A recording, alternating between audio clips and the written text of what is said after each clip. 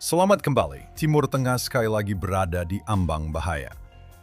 Hari ini kita akan menyelami bagaimana Iran menjadi dalang dengan menggunakan Hizbullah, bukan sahaja untuk mengancam Israel dengan drone gentian optik yang akan kita bincangkan, tetapi juga untuk mengalihkan perhatian daripada urusan Iran dengan Amerika Syarikat. Ini bukan sekedar tentang Lubnan. Ia adalah permainan besar untuk mengalihkan perhatian dan meningkatkan ketegangan.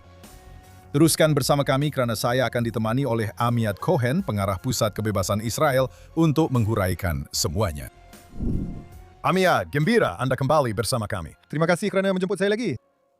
Jadi Amiad, saya ingin terus ke topik utama. Kami telah melihat banyak tajuk utama, dan kami telah mengatakan bahwa jenis peperangan baru ini malangnya telah menyebabkan askar-askar kita terkorban, seperti sasaran mudah. Ada seorang askar yang akan berkawin dengan seorang gadis di jalan saya, dan kad jemputan perkawinan baru sahaja dicetak. Dan malangnya, dia terbunuh akibat serangan drone minggu lepas. Salah satu daripada beberapa kejadian seperti itu. Hizbullah benar-benar telah meningkatkan serangan mereka ke atas Israel secara intensif. Dan saya ingin bertanya kepada Anda, bolehkah semua ini dirumuskan dengan satu perkataan, yaitu Iran? Dan bolehkah Anda terangkan kepada kami apa yang sedang berlaku di sini? Jadi, tidak. Iran tidak memimpin pertempuran di medan sekarang di Lubnan. Hezbollah mereka cuba membantu sedikit, tetapi mereka sangat rumit dan sukar untuk mereka membantu sekarang. Mereka sedang cuba menyelamatkan rejim mereka sendiri. Lubnan sangat rumit dan saya tidak bersetuju dengan premis itu. Operasi di Lubnan sekarang sangat-sangat berjaya dari segi strategi dan taktikal. IDF telah mengambil alih selatan Lubnan dengan hampir tiada tentangan daripada Hizbullah. Ini tidak dapat dibayangkan pada 6 Oktober 2023. Hari ini kami sudah masuk, kami sedang memusnahkan infrastruktur. Beberapa jam yang lalu, mereka telah mengumumkan kepada penduduk Nabatiyah, sebuah bandar dengan 100,000 orang di utara Sungai Litani, supaya berpindah ke bandar lain. Ia adalah sebuah bandar utama Syiah yang terletak berhampiran dengan Istana Buefor. Ia adalah tempat strategik yang mana IDF telah mengarahkan supaya berundur tinggalkan tempat itu. Kami akan mengambil alih dan memusnahkan semua infrastruktur Hizbullah di bandar tersebut. Ini adalah strategik, dan ia tidak akan pernah menjadi pilihan walaupun jika operasi itu sangat berjaya. Fokus kepada drone sangat mengelirukan dalam kekurangan ini. Ia seperti melihat dari sudut yang terlalu sempit dalam situasi ini dan terlepas pandang gambaran yang lebih besar. Mengulangi sekali lagi, IDF telah mengambil alih hampir 50% kawasan selatan Lubnan di selatan Sungai Litani dan terus mara ke hadapan. Tentera IDF masih bergerak perlahan, secara sistematik. Tiada penduduk di selatan Sungai Litani, ia berjalan dengan baik. Drone adalah isu taktikal yang sukar untuk ditangani. Rusia dan Ukraine masih cuba menyelesaikan masalah itu. Itu bukan masalah strategi. Hakikat bahawa seorang askar IDF dengan segala cabaran dan semangat itu, dan saya juga kehilangan jiran minggu lepas, itulah perang.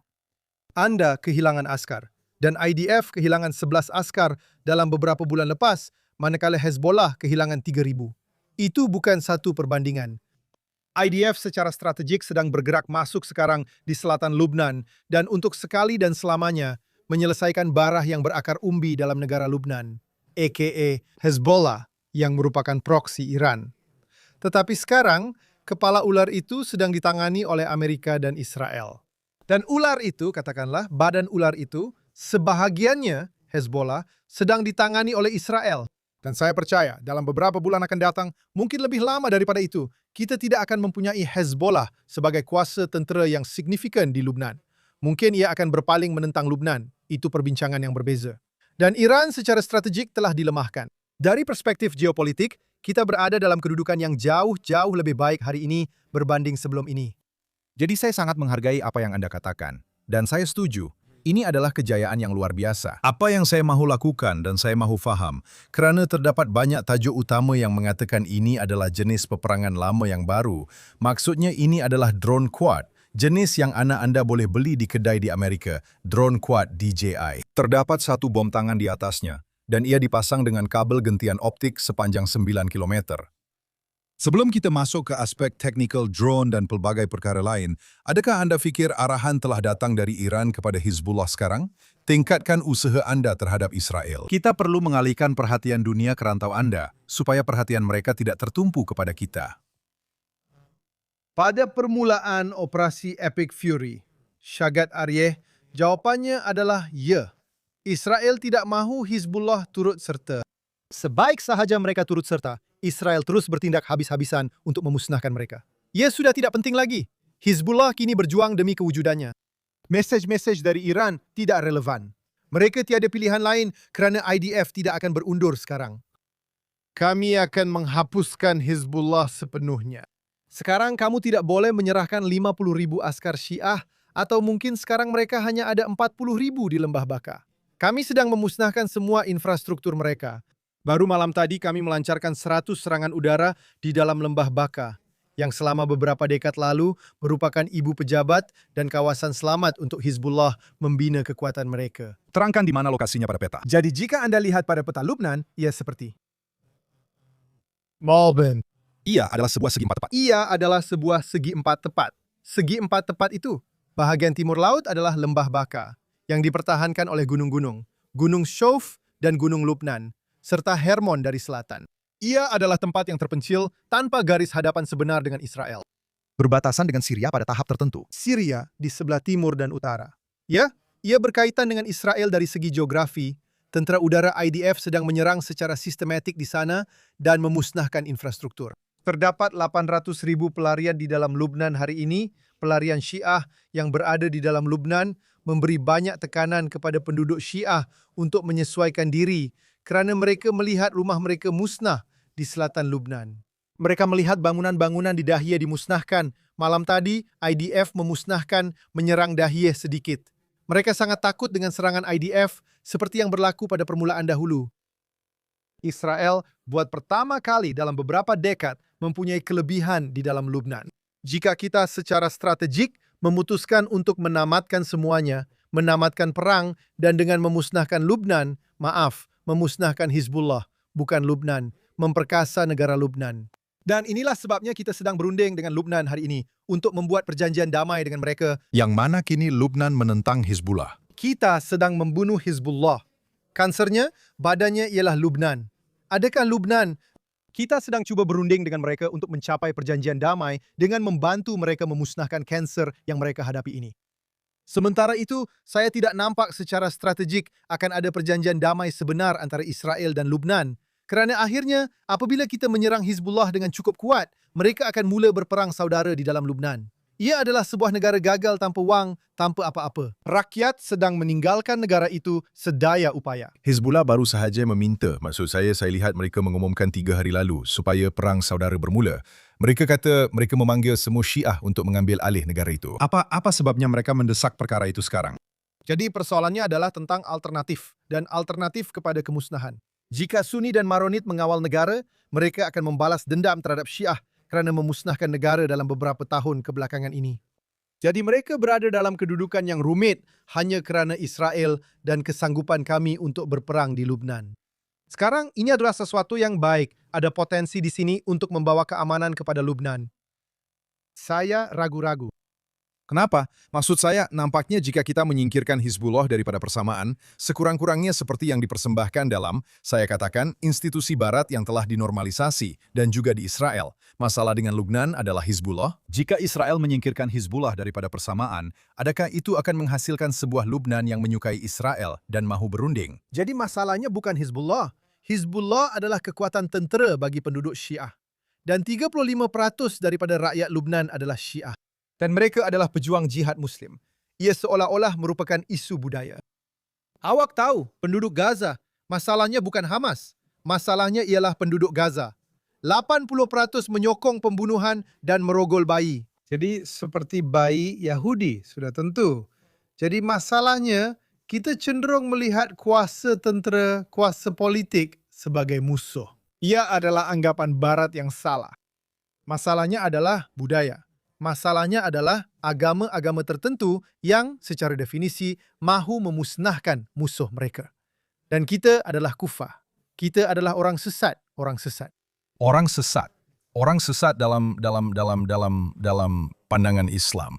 Kufa, kalau nak tahu, Berkaitan dengan kufar adalah kufar. Ia seperti kofar.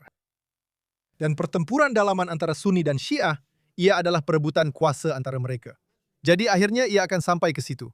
Mereka mempunyai sejarah perang saudara di dalam Lubnan. Sekarang, Cerita sebenar di sebalik semua ini adalah kerana mandat Perancis sejak 1917 bukan mandat tetapi seperti Sykes-Picot. jadi selepas perjanjian Sykes-Picot, mereka mengambil alih kawalan dan perlembagaan yang mereka paksa atau seperti dipaksakan ke atas Lubnan adalah berdasarkan struktur demografi suku kaum sejak itu. Tetapi ia sudah tidak relevan hari ini. Kaum Syiah mempunyai perwakilan yang jauh lebih rendah berbanding jumlah populasi mereka. Jadi, terdapat banyak masalah di dalam Lubnan. Malangnya, saya tidak nampak penyelesaian dalam jangka masa pendek.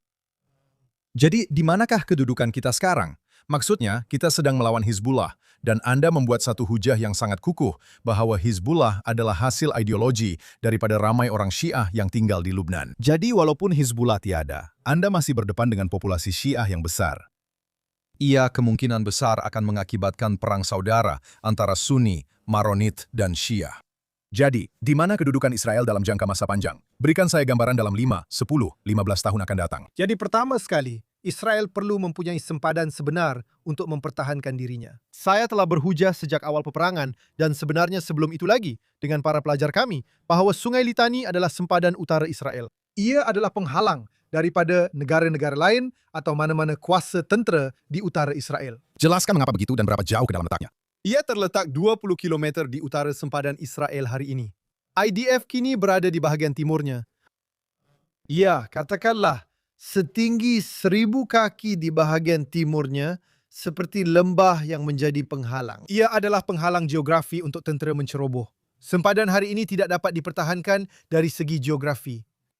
Ia adalah sempadan yang jelas antara Israel dan Lubnan. Sekarang peluru berpandu jarak jauh, saya rasa Israel telah belajar bahawa kita tidak boleh membiarkan mana-mana kuasa tentera menimbulkan ancaman ketenteraan terhadap Israel, terutamanya dengan peluru berpandu jarak jauh yang saya harap tidak akan dibina dalam beberapa tahun akan datang. Ancaman sebenarnya, ini sesuatu yang orang abaikan, ialah Syria, dan Turki. Jadi, apabila Iran runtuh, dan perkara ini sudah pun berlaku dari segi kewangan, penguasaan mereka di Timur Tengah semakin lemah. Ia membuka peluang untuk kuasa alternatif bangkit. Turki kini sedang bangkit sebagai sebuah negara antisemit yang kuat. Negara. Sekali lagi, agama Ikhwanul Muslimin yang merupakan musuh nombor 1. Dan jika Anda fikirkan sejenak, perang Rusia-Ukraine akhirnya akan berakhir dalam beberapa cara. Tetapi apa yang berlaku ialah Rusia dan Ukraine mempunyai industri ketenteraan yang sangat besar dan perlu menjual barangan mereka kepada sesetengah pihak. Dan bayangkan sebuah tentera Syria yang dibina menggunakan produk industri ketenteraan Rusia yang dibeli oleh Turki dan dikawal oleh Turki di sempadan utara Israel. Jadi anda akan dapati perkara-perkara yang sangat pelik berlaku di sempadan utara Israel. Untuk jangka masa panjang di Israel, kita perlu mempunyai tentera yang kuat dan besar yang mampu bertahan dan bergerak dengan pasukan darat serta sudah tentu dengan perisikan dan tentera udara yang sangat canggih. Tetapi kita memerlukan geografi untuk mempertahankan kita. Sebab itulah kita ada Gunung Hermon, sebab itulah kita perlukan Sungai Litani, sebab itulah kita ada zon penampan di dalam Syria. Kita tidak boleh bertolak ansur dengan sempadan yang tidak mempunyai kelebihan geografi berbanding musuh kita. Saya sekarang ingin bercakap tentang kehadiran tentera di lapangan. Anda telah menghabiskan lebih banyak masa di Lubnan. Juga, dengan pemahaman strategik Anda, kami telah mendengar syarahan Anda tentang Lubnan, yang saya hadiri sejak 7 Oktober, dan sebenarnya sebelum itu pun. Saya rasa ia sangat bersifat ramalan dalam banyak cara. Anda adalah orang pertama yang saya dengar mengatakan bahwa Israel sepatutnya mengalihkan sempadan utara ke Sungai Litani. Dan sekarang nampaknya perkara itu telah diterima, sekurang-kurangnya secara de facto, walaupun bukan secara de jure, walaupun kita tidak akan mengumumkannya. Disitulah sebenarnya sempadan itu perlu berada.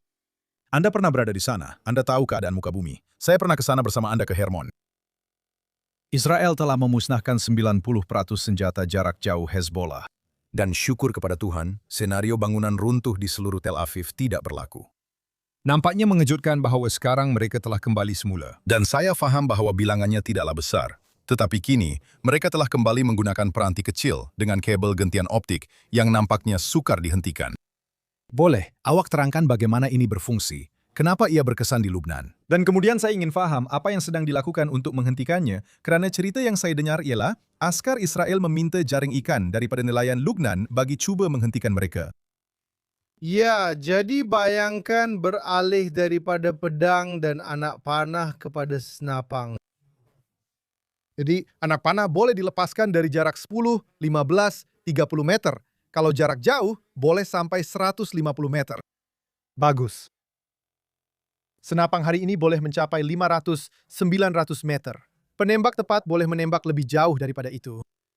Ia adalah perbezaan taktikal yang mengubah bentuk medan perang, tetapi ia bukan ancaman strategik.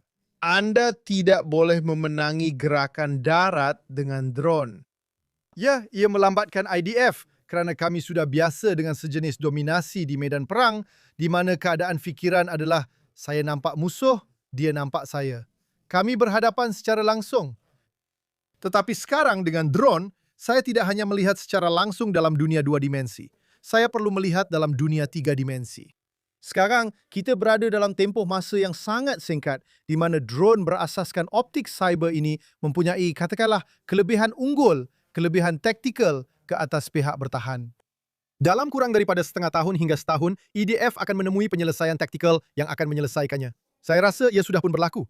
Bukan yang bersifat defensif, tetapi yang aktif, bukan pagar pasif yang sudah pun membantu, tetapi sistem pertahanan aktif dengan laser, dengan impian, begitu banyak penyelesaian teknologi. Dalam teknologi ketenteraan sejarah, sentiasa ada ketidakseimbangan.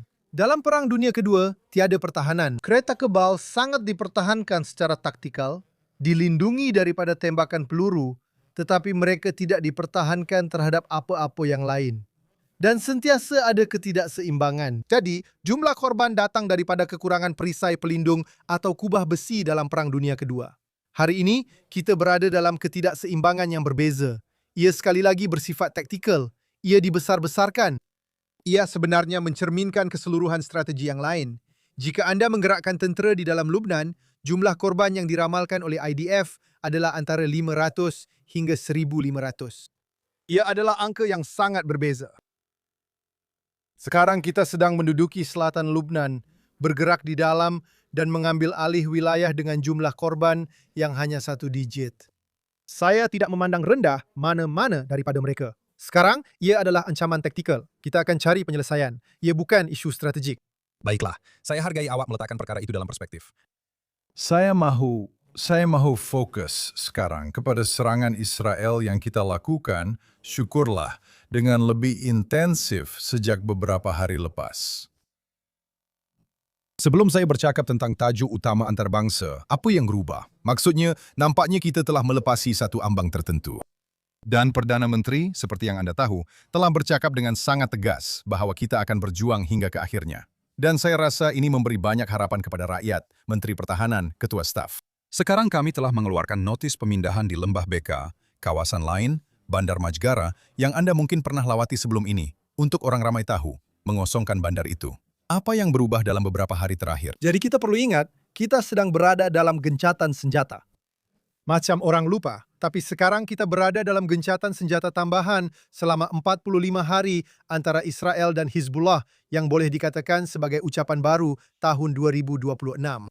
Tapi sebab ini gencatan senjata, tapi tembakan masih belum berhenti. Ya, macam kita setiap hari ada, katakanlah, pertempuran ketenteraan sengit antara anggota Hizbullah dan IDF. Sekarang, IDF ada hadnya. IDF tak bergerak seperti yang diinginkan kerana gencatan senjata, tapi kita memang sedang menyerang untuk menghalang Hizbullah daripada menyerang kita. Dan kita lakukan serangan taktikal. Apa yang berlaku dalam beberapa hari lepas? Kalau Hizbullah mula menyerang bandar-bandar dalam Israel, hantar beberapa drone ke selatan. Jadi sekarang IDF kata, berhenti, kami akan membalas, memberi respon terhadap itu. Ini satu permainan. Ada 2 lapisan yang sedang berlaku. Ada seperti lapisan strategik diplomatik dan ada peringkat taktikal, sama ada pada peringkat askar atau operasi peringkat batalion dan brigade. Apa yang IDF lakukan sekarang ialah membersihkan apa sahaja yang mereka kuasai hari ini. Dan seperti semua bandar yang kita kawal hari ini, kita sedang membersihkannya. Pembersihan bermaksud pergi dari rumah ke rumah, memusnahkan apa sahaja yang perlu dimusnahkan, mencari amunisi, melalui kawasan terbuka di mana mereka ada terowong dan seperti mereka ada di dalam semak dan di kawasan pergunungan, mereka mempunyai gua tersembunyi yang mereka gunakan dan bina untuk diri mereka sendiri seperti bandar bawah tanah di dalam kawasan itu. IDF sedang membersihkan kawasan itu, memanfaatkan masa yang ada sekarang.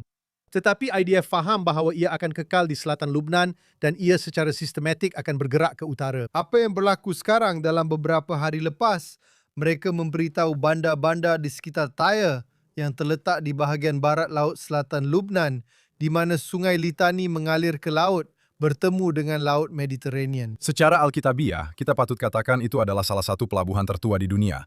Itulah asalnya Hiram dari Tyre. Tyre, betul. Jadi mereka sudah pun mengumumkan bahawa penduduk bandar-bandar di sekitar Tyre perlu dipindahkan beberapa hari yang lalu dan mereka mula menyerang di sana. Itu bermakna mereka sedang bersiap untuk pergerakan IDF dari Ras Bayada yang terletak di selatan sana ke utara menuju Tyre. Saya anggarkan dalam 2 atau 3 bulan akan datang, IDF akan menguasai Tyre. Lihat, pada pandangan saya, Iran memang berminat untuk menghangatkan keadaan di Lubnan sekarang.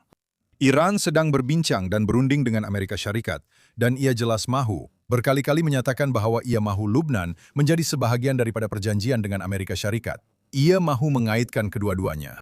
Menurut laporan berita, Israel sedang cuba memisahkan mereka daripada perkara ini, dan Anda tahu, memberitahu Presiden Trump bahwa itu tidak mungkin berlaku. Dan nampaknya Presiden Trump mudah-mudahan faham bahwa Israel tidak boleh, Anda tahu, kami tidak boleh dibiarkan dalam status quo yang sama dengan musuh, yaitu Iran di sempadan utara kami. Tetapi Iran sedang mendesak dengan kuat. Mereka ulangi perkara itu berkali-kali. Dan pada pandangan saya, nampaknya mereka berharap pada akhirnya Amerika Syarikat akan mengatakan bahwa inilah titik putus dalam rundingan tersebut. Dan kemudian mereka boleh pula menyalahkan Israel kerana menggagalkan rundingan itu. Apa pendapat Anda tentang perkara ini? Jadi pertama sekali, mari kita bincangkan tentang rundingan dengan Iran. Saya dengar banyak perbualan daripada Ted Cruz hingga ke setiap pengulas di Fox News dan CNN serta Israel dan Abed dan di mana-mana sahaja yang mengatakan Trump seperti hilang kawalan dan dia mengalah dalam rundingan itu.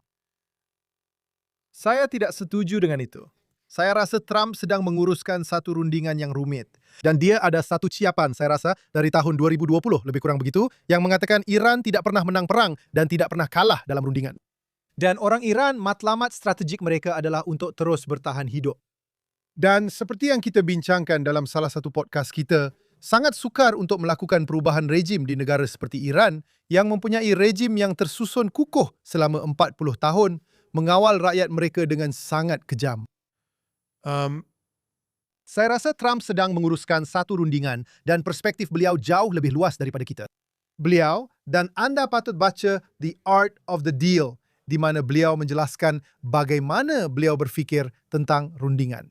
Fakta bahawa beliau menuntut agar Qatar dan Arab Saudi untuk menyertai perjanjian Abraham sekarang, itu adalah satu lagi manuver dalam rundingan.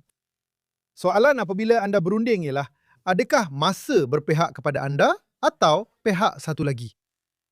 Dalam tempoh masa yang singkat, ia berpihak kepada Iran. Sekarang ia berpihak kepada Amerika. Dia telah menyelesaikan masalah dengan China. Dia ada pilihan raya pertengahan penggal. Saya rasa apa yang berlaku di Iran kurang penting dalam pilihan raya pertengahan penggal kecuali harga minyak. Dan akhirnya, keperluan untuk dia meraih kemenangan di satu pihak. Dan isu di sana hanyalah Selat Hormuz. Itu isu nombor satu. Saya rasa Lubnan hanyalah sampingan dan satu lagi seperti salah satu perkara dalam agenda tetapi ia bukan yang utama. Sekarang, adakah orang Iran mahu meneruskan rundingan? Jawapannya sudah pasti, ya. Sekarang, Kenapa? Jika kita mencekik mereka secara ekonomi, jadi kenapa mereka berminat? Nampaknya semakin hari atau minggu berlalu, mereka semakin lemah. kerana persoalannya, kini ada dua ancaman terhadap rejim Iran. Ada ancaman dalaman dan ancaman luaran. Jadi, sebaik sahaja anda melaksanakan ancaman luaran anda, seperti yang kami lakukan dengan Amerika, kami telah melontarkan berpuluh-puluh ribu tan munisi ke atas segala yang penting di Iran. Jadi sekarang mereka tiada apa-apa. Tetapi masalahnya ialah mereka tidak ada apa-apa lagi untuk dirugikan. Jadi, tiada ancaman sebenar terhadap Iran hari ini kecuali satu ancaman, iaitu memusnahkan infrastruktur awam. Air, penyagaraman, elektrik, kuasa, kereta api, seperti segala-galanya yang bersifat awam yang akan membawa Iran kembali ke zaman batu, yang mana mereka tidak akan mempunyai keupayaan kewangan untuk membinanya semula. Itu akhirnya akan membolehkan penduduk bangkit menentang mereka. Apa yang dirancang pada mulanya ialah Amerika dan Israel melakukan serangan udara, satu operasi ketenteraan, dan kemudian penduduk bangkit untuk mengambil alih kerajaan. Apa yang berlaku ialah isu masa di mana kebangkitan penduduk bermula sebelum operasi ketenteraan. Jadi, keadaan telah berubah di sini. Dan kemudian dalam kalangan penunjuk perasaan pada Januari 2026, mereka kehilangan semua kepimpinan. 40,000 orang terbunuh, 40,000 cedera, 40,000. Seperti inilah keadaannya. Kita anggap angka-angka ini betul. Jadi mereka kehilangan kepimpinan. Jadi tiada ancaman dalaman yang sebenar. Jadi operasi kinetik berakhir tanpa ada kuasa diplomatik yang datang dan bergabung dari dalam. Jadi Trump telah cuba dalam beberapa minggu lepas untuk mencetuskan pemberontakan dari dalam, meminta puak Kurdi datang dan dia bercakap tentang itu. Tetapi ia tidak pernah berlaku kerana rejim itu kuat dan kejam. Ia tidak peduli langsung. Internet ditutup. Kita tidak mempunyai maklumat sebenar tentang apa yang berlaku di dalam dan mereka sangat takut tentang perkara itu. Jadi strategi Trump sekarang adalah sama ada untuk memusnahkan semua infrastruktur yang mana tentera Israel dan tentera Amerika sudah bersedia. Jadi mereka akan kehilangan rejim itu kerana mereka tidak mempunyai apa-apa dan rakyat akan membantah serta merusuh menentangnya. Dan kemudian dengan kekerasan untuk mengambil alih Selat Hormuz. Bahagian lemah dalam ancaman ini dan orang Iran tahu perkara itu ialah Trump tidak mahu menjadi seperti Bush. Itu bermakna dia tidak mahu menghantar tentera ke medan perang. Saya percaya akhirnya dia perlu pergi ke sana dan menghantar tentera ke medan perang, sekurang-kurangnya di pelabuhan utara Selat Hormuz, mungkin Pulau Karak. Tapi itu sahaja dan tidak memasuki Iran untuk mengambil alih penduduk, mengawal apa-apa seperti itu. Ia rumit. Terdapat ramai penduduk di kawasan itu. Tetapi terdapat satu serangan malam tadi yang mereka pertahankan daripada unit tentera laut Iran yang menyerang. Betul. Penting untuk dinyatakan bahawa Amerika Syarikat telah menyerang tapak peluru berpandu dan bot peletak periuk api Iran. Jadi ia bukan kebuntuan buat masa ini. Ia adalah penangguhan taktikal buat sementara waktu untuk cuba menggunakan sepenuhnya saluran diplomatik. Tetapi Trump sedang bermain satu permainan. Sekali lagi, jika membaca The Art of the Deal, anda sentiasa beralih antara menggunakan kekerasan dan bersikap baik serta diplomatik. Dan dia menterjemahkannya ke dalam dunia ketenteraan. Anda sentiasa ada operasi ketenteraan, peperangan ketenteraan klasik, operasi ketenteraan dan kemudian kembali kepada diplomasi serta menggunakan kedua-dua pendekatan itu. Tetapi pada satu ketika, itu mesti menghasilkan satu keputusan. Bila Anda nampak, bila akan berlaku titik perubahan, dan bagaimana rupanya dalam peperangan ini, Anda hanya boleh memasuki landasan diplomatik dan mempunyai ancaman kekuatan tentera untuk satu tempoh tertentu sahaja. Jika tidak, ia akan bertukar menjadi perang yang saling melemahkan. Jadi, di manakah titik perubahan itu? Saya rasa jika saya faham cara Trump berfikir, ia akan berlaku pada masa yang paling tidak dijangka. Pada masa yang paling tidak dijangka. Dengan cara. Jadi saya rasa semasa rundingan, dia akan menjalankan operasi itu sambil cuba berfikir seperti dia. Katakanlah, dengan cara yang sangat mengejutkan dan tidak sistematik. Ia seperti adegan Godfather, di mana dia menjadi Godfather dan dia menyingkirkan semua musuhnya. Jadi, apakah itu? 4 Julai. Fikirkan tentang Venezuela. Mungkin. Mungkin sesuatu seperti itu. Sekali lagi, ada risiko pada perkara itu. Ada risiko. Mungkin seminggu selepas itu, semua orang menjangkakan perkara itu berlaku selepas mesyuarat dengan Xi Jinping. Tetapi ingat, Trump bukan hanya memandang ke arah Iran. Trump sedang memerhati seluruh dunia. Sekarang, Anda perlu memberi pengiktirafan kepada Trump. Trump menyerang Iran. Ia seperti Amerika Syarikat dan UK menyerang Hitler pada tahun 1936. Tiada insentif politik. Tiada siapa yang memahami akibat tidak menyerang Iran dan membiarkan rejim ala Hitler di Iran dengan senjata nuklear. Ia adalah perkara paling tidak popular untuk dilakukan, keputusan paling tidak popular yang boleh dibuat oleh seorang presiden. Ia adalah keputusan yang tepat, menangkis semua penentangnya di Amerika dan di Israel yang berhujah tentang personalitinya yang cuba menyenangkan hati rakyat. Sebaliknya, Trump membuat keputusan yang berani. Dan Anda tidak membuat keputusan berani seperti ini tanpa mempunyai rancangan sebenar, memahami akibat dan risikonya. Sekarang, saya benar-benar percaya, Trump dalam 4 tahun yang lalu, atau tahun-tahun pertama di antara ketika Biden menjadi presiden, dia telah merancang perkara ini. Dia sudah bersedia untuk itu. Dia telah membuat simulasi peperangan mengenainya. Dia memahami ancaman. Dia memahami keupayaan dan kesabaran. Mike Durant berkongsi sesuatu yang sangat-sangat menarik hari ini, di mana dia bercakap tentang apakah komponen utama untuk Trump berjaya sekarang. Dan dia bercakap tentang 3 perkara utama. Yang pertama ialah kerana Presiden, bergantung pada jam berapa kita melihat Truth Social, mengatakan bahwa menurut satu perjanjian akan ada beberapa konsesi yang akan diberikan. Keuangan, beberapa konsesi keuangan tertentu. Dan Mike Durant berkata, itu mesti diberikan sebagai balasan untuk tindakan yang sangat jelas daripada pihak Iran. Itu yang pertama. Pemisahan mutlak semua. Proksi Iran daripada rundingan supaya ia tidak boleh terus bertindak melalui proksi-proksinya. Dan sudah tentu, Anda tahu, isu nuklir. Soalan saya kepada Anda ialah, jika terdapat satu perjanjian sekarang yang mungkin berlaku, satu perjanjian untuk 30 hingga 60 hari akan datang, dan terdapat pelepasan dana, apa yang perlu dibawa oleh Iran ke meja rundingan secara khusus untuk menunjukkan bahwa mereka benar-benar serius dan bukan sekadar mengambil kesempatan untuk membina semula? 2 perkara yang Donald Trump perlukan daripada Iran. Membuka Selat Hormuz dan menghapuskan apa-apa komponen nuklear yang mereka ada atau bahan nuklear yang sangat diperkaya. Ini adalah 2 perkara penting yang Donald Trump tidak akan pernah lepaskan. Yang lain tidak penting.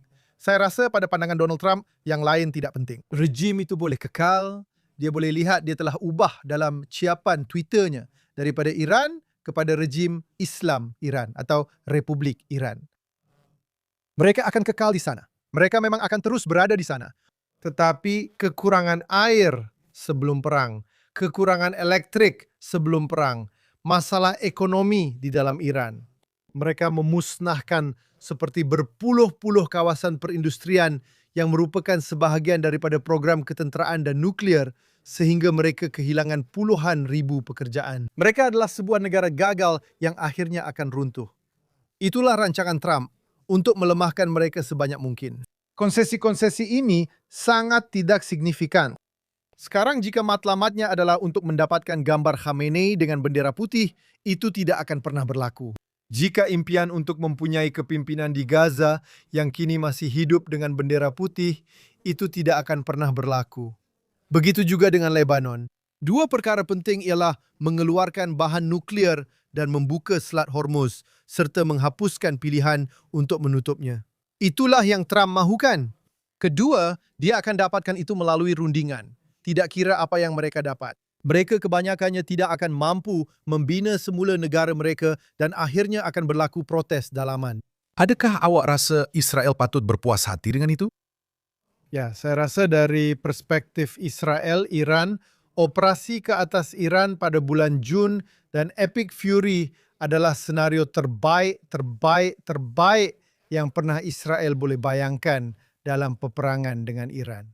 Sekarang, mari kita kembali ke Oktober, ke 6 Oktober 2023. Jika Anda bayangkan bahawa Israel akan melakukan serangan preemptif ke atas Iran, memusnahkan seluruh fasiliti nukliernya dalam masa kurang daripada 12 hari. Dengan sifar korban di pihak Israel, hanya segelintir roket dan peluru berpandu balistik yang menyerang Israel dengan beberapa korban jiwa sahaja. Jika dibandingkan dengan apa yang dijangkakan, ini adalah di luar impian sesiapa pun. Kita perlu faham bahawa ini adalah fakta. Hakikat bahawa kita berjaya sebegitu banyak, orang ramai menjangkakan lebih lagi. Dan sekali lagi, mereka Sudah terbiasa dengan kejayaan. tepat sekali. Inilah masalahnya. Itu adalah kejayaan terbaik pernah berlaku. Dari perspektif Israel, mereka boleh menamatkan perang sekarang.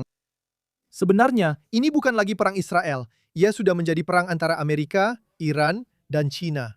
Selat Hormuz perlu dibuka untuk mengawal harga minyak antarabangsa dalam jangka masa pendek untuk Trump. Itu saja. Israel sudah tidak terlibat lagi. Sekarang kita akan membantu Amerika untuk menyerang Iran jika perlu. Tapi sekarang ini adalah perang Amerika. Adakah Anda fikir terdapat pengakuan di Amerika Syarikat bahwa Israel adalah sejenis perisai timur untuk Amerika Syarikat yang menghalang ancaman tertentu daripada sampai ke pantai Amerika Syarikat? Adakah perkara itu diakui pada pendapat Anda atau diketahui di Amerika Syarikat? Bergantung di mana di Amerika Syarikat, mereka yang arif dalam kalangan tentera, Pentagon dan kerajaan memang tahu perkara itu. Kebanyakan penduduk tidak tahu tentang isu-isu geopolitik. Orang Amerika tidak ambil peduli tentang geopolitik. Mereka ada dua lautan di kedua-dua belah, dan mereka kurang terlibat dalam hal itu. Seperti yang selalu dikatakan, yang penting adalah ekonomi, betul tak? Sekarang, meletakkan Israel sebagai pembela penting, barisan hadapan yang mempertahankan Amerika, saya rasa itu satu anggapan yang salah. Israel sedang mempertahankan dirinya sendiri. Israel perlu menjadi sekutu yang boleh dipercayai, tepat seperti yang Donald Trump nyatakan dalam kertas strategiknya yang beliau keluarkan. Israel ialah sekutu menentang ancaman kepada dunia, dan Amerika sebagai katakanlah empire yang menguasai dunia dan menentang empire alternatif, China, serta mempertahankan laluan perdagangan. Dan cuba bekerja sama dengan semua sekutunya, ada tuntutannya. Tetapi kini, ia tidak mencari negara naungan, sebaliknya mencari sekutu. Dan Israel adalah sekutu terbaik yang Amerika boleh ada. Saya rasa Hegseth dan Rubio bercakap tentang perkara itu secara terbuka. Saya rasa malah Trump juga menyatakannya dengan jelas. Dan jika anda bercakap dengan juru terbang tentera udara dan jeneral yang mengetuai operasi ini, ia lebih daripada itu. Mereka berkata, dengar sini, ini adalah tentera udara dan angkatan tentera terbaik yang pernah kami temui. Kita boleh belajar banyak daripada pengalaman, pengetahuan dan keupayaan mereka. Jika anda tahu sedikit tentang butirannya, IDF telah menunjukkan prestasi jauh melebihi jangkaan dalam operasi itu. IDF tidak kehilangan sebuah pesawat pun, seperti pesawat berawak. Kami hanya kehilangan beberapa pesawat tanpa pemandu. Amerika kehilangan 7 pesawat di udara, beberapa lagi di darat secara strategik, seperti yang saya katakan, ia tidak seberapa berbanding potensi yang ada, tetapi kami sebenarnya boleh kehilangan kebanyakannya akibat kemalangan. Tetapi Israel benar-benar menunjukkan prestasi yang luar biasa. Dan itu sekali lagi meletakkan Israel dalam kedudukan strategik. Semua orang yang ingin berperang di dunia akan memerlukan pengalaman ketenteraan Israel, pengetahuan ketenteraan Israel, dan industri ketenteraan Israel. Jadi apa yang difikirkan oleh orang ramai di jalanan, malangnya mereka tidak mendapat maklumat yang cukup. Tapi orang-orang di Pentagon dan mereka yang membuat keputusan tidak kira kerajaan mana yang anda ada. Jika bukan kerajaan progresif yang gila di Amerika, ia tetap perlu bersekutu dengan Israel. Perdana Menteri telah mengatakan bahwa beliau mahu mengurangkan bantuan keuangan yang diberikan kepada Israel. Ia telah diumumkan secara terbuka untuk tempoh 10 tahun akan datang. MOU yaitu Memorandum Persefahaman yang pada masa ini membawa sekitar $3 bilion lebih kepada Israel sebagai bantuan ketenteraan yang seperti kita tahu dibelanjakan semula di Amerika Syarikat dan dalam industri-industri AS. Dan Amerika Syarikat mendapat banyak manfaat daripada itu kerana pembuatan kemudiannya dilakukan di Amerika Syarikat. Apabila perkara itu berkurangan dalam tempoh yang sama, apa maksudnya? Apabila kita kata kerjasama akan meningkat, maksudnya kita mahu menjadi kurang bergantung dan lebih berperanan sebagai rakan kongsi. Apakah bentuknya? Pertama sekali, pangkalan tentera akan dibuka di Israel. Pangkalan tentera Amerika, ya. Tentera Amerika berpengkalan di seluruh dunia. Dari Korea Selatan ke Jerman, dari Jepun ke Itali, di seluruh dunia, termasuk Turki juga. Satu-satunya tempat yang Amerika tidak mempunyai pangkalan tentera ialah Israel. Kenapa begitu? Kerana ingat, hubungan antara Israel dan Amerika tidak seperti sekarang. Sekarang, meletakkan pangkalan tentera di sebuah negara ada dua sisi. Kerana jika anda mahu memastikan negara itu berada di pihak anda letakkan pangkalan tentera di sana. Qatar, Turki, Emirat Arab Bersatu, Arab Saudi. Itu bukan negara yang benar-benar anda yakini. Amerika begitu yakin dengan Israel sehingga ia tidak perlu mempunyai pangkalan tentera di sana. Ia lebih suka berunding dengan negara-negara lain. Tetapi hakikat bahawa ia tidak boleh mempercayai tentera Arab Saudi, sistem pertahanan Emirat Arab Bersatu atau sistem pertahanan Qatar, maka fahamlah bahawa tempat yang paling selamat di Timur Tengah ialah Israel. Jadi ia lebih suka memindahkan sekarang pangkalan tenteranya supaya mempunyai seperti kapal induk besar di dalam Israel. Adakah itu sedang dirancang? Saya tidak tahu butirannya, tetapi saya percaya begitu. Jika anda mendarat di Israel hari ini, anda boleh lihat dari tingkap kapal terbang, saya rasa ada 25 hingga 35 pesawat tangki yang berada di lapangan terbang Ben Gurion, Israel. Dan ia akan berada di sana sekurang-kurangnya untuk beberapa bulan akan datang. Israel adalah tempat perlindungan yang selamat. Pertahanan, kita boleh mempertahankan sekutu-sekutu kita di dalam Israel, sesuatu yang negara-negara lain di Timur Tengah gagal lakukan. Tapi mari kita bincangkan tentang MOU. Satu perkara ialah kita menyediakan ruang Amerika Syarikat di sini. Ya. Sebagai sebahagian daripada kongsian. Tetapi ia lebih mendalam daripada itu. Israel menunjukkan keupayaan perisikan, strategi yang canggih, dan keupayaan tentera udara dengan cara yang Amerika tidak pernah bayangkan. Walaupun anda faham teknologi, F-35 Israel ialah hal yang sama sekali berbeza daripada yang dimiliki Amerika. Kami godam sistem-sistem tersebut. Apa yang Israel lakukan dari segi teknologi dan perisikan adalah jauh lebih baik daripada apa yang Amerika boleh lakukan, walaupun Amerika mempunyai komponen yang lebih baik. Keupayaan kami untuk menggunakan perkara-perkara ini dengan cekap di Israel adalah lebih tinggi. Jadi Amerika akan menggunakan Israel sebagai sekutu dan bukannya sebagai klien yang berhati-hati di mana Anda mengambil kesempatan apabila boleh dan mengetepikan mereka apabila tidak diperlukan. Perkongsian itu akan meningkat ke tahap sekutu, di mana kita akan melakukan banyak perkara bersama-sama, jauh lebih banyak daripada hari ini. Tetapi pada tahap diplomatik, ia jauh lebih daripada itu. Menjadi sekutu bermaksud Anda bekerja sama secara strategik seperti yang kita lakukan di Iran. Kita berperang bersama-sama. Sementara itu, Israel tidak pernah berbuat demikian. Dan Amerika tidak pernah mengambil Israel sebagai rakan untuk berperang. Sebenarnya, pada tahun 1991, apabila Israel diserang dari Irak dalam operasi Badai Gurun, mereka memberitahu kami supaya tidak menyertai operasi itu untuk mengelakkan keruntuhan pakatan dengan negara-negara Arab. Di Afghanistan, mereka mengambil sekutu mereka dari UK dan Australia untuk berperang bersama mereka. Mereka tidak mengambil Israel. Israel tidak pernah menjadi sebahagian daripadanya. Hari ini, jangkaan adalah untuk lebih terlibat dalam apa yang kami lakukan. Saya rasa dalam industri ketenteraan Israel akan menjadi jauh lebih penting dalam hal itu. Tetapi ada satu lagi sisi untuk perkara itu, yaitu ketidakstabilan dalam politik Amerika. Jika saya ingin memetik pegawai tinggi di Israel, mereka kata, beli segala yang Anda boleh hari ini dari Amerika.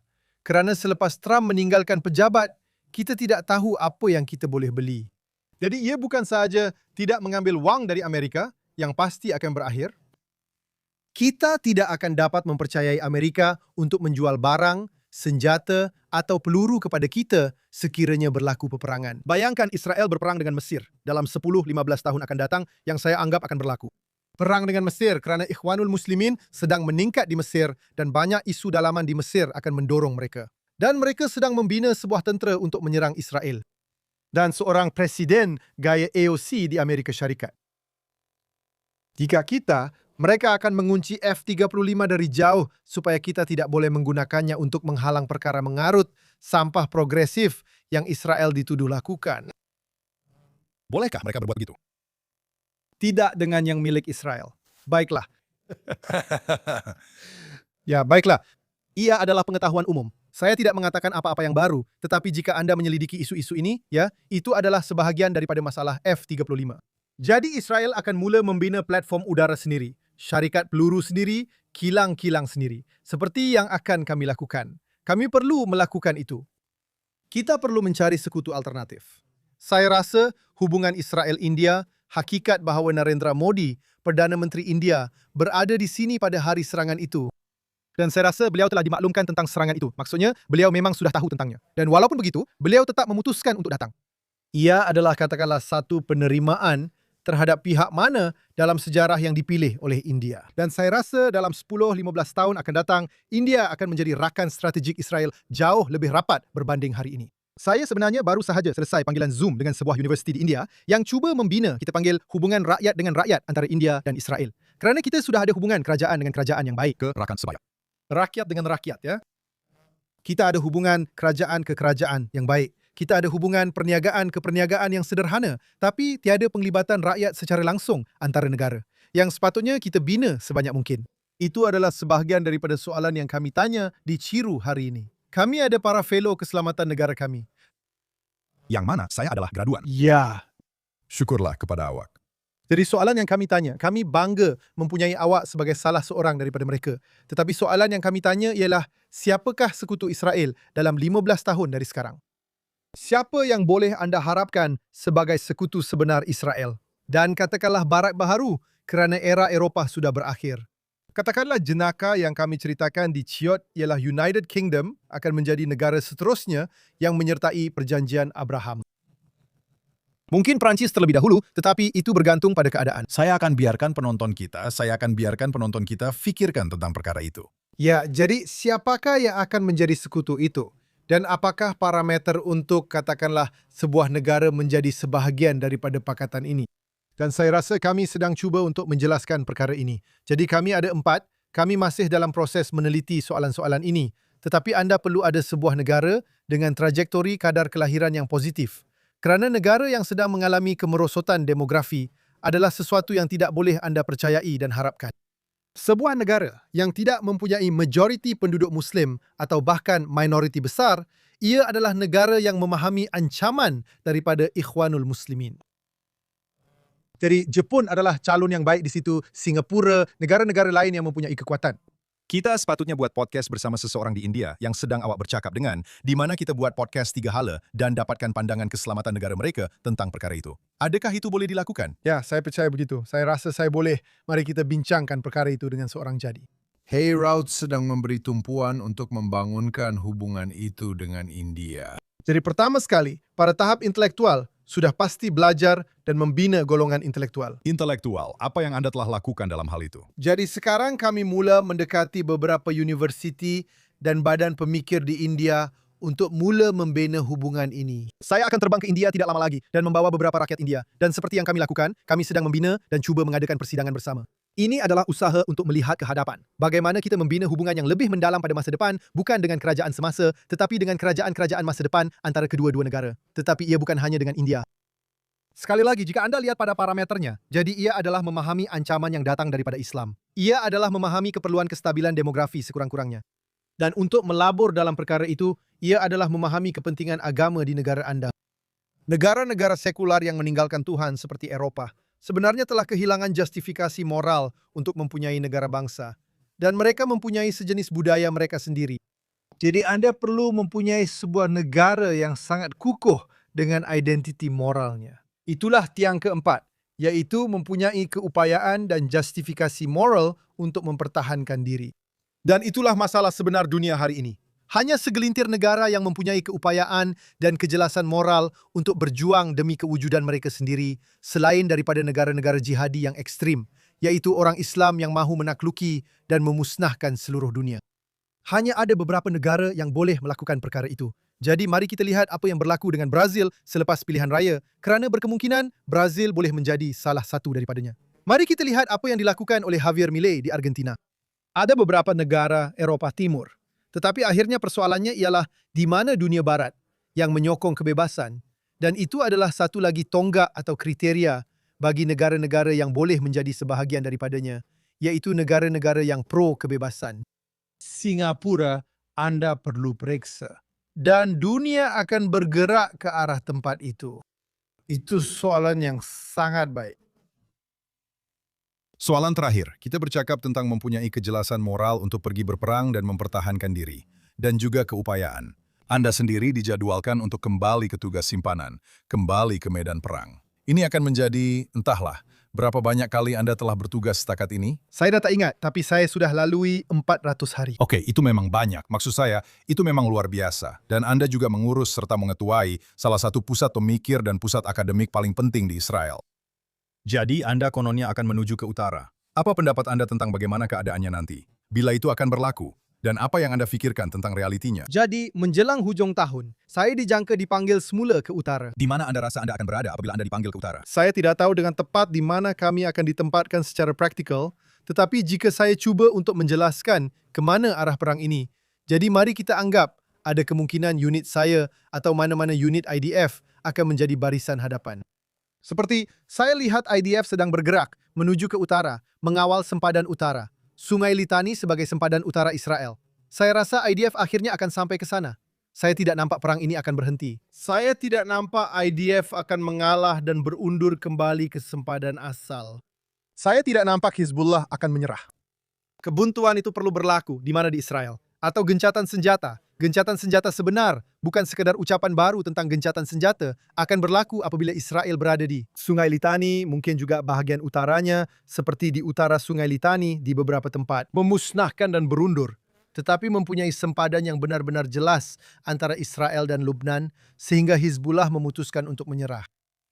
Maksud saya, Amiat, setiap kali saya bercakap dengan awak, saya akan gunakan analogi penyedut minuman awak, di mana kita melihat melalui penyedut minuman yang kecil. Saya memang rasa setiap kali kami bercakap dengan awak sebab saya sendiri boleh terperangkap dalamnya. Penyedut minuman itu seolah-olah hancur dan kita berundur seketika. Dan kita melihat keseluruhan gambaran tentang peristiwa luar biasa yang benar-benar telah berlaku di Timur Tengah, kedudukan Israel yang luar biasa, dan juga cabaran-cabaran yang menanti di hadapan.